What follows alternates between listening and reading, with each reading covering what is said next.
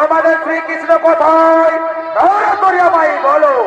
না না না রাজন, আমরা জানি না আমাদের খালি এখন কোথায়, আমরা জানি না।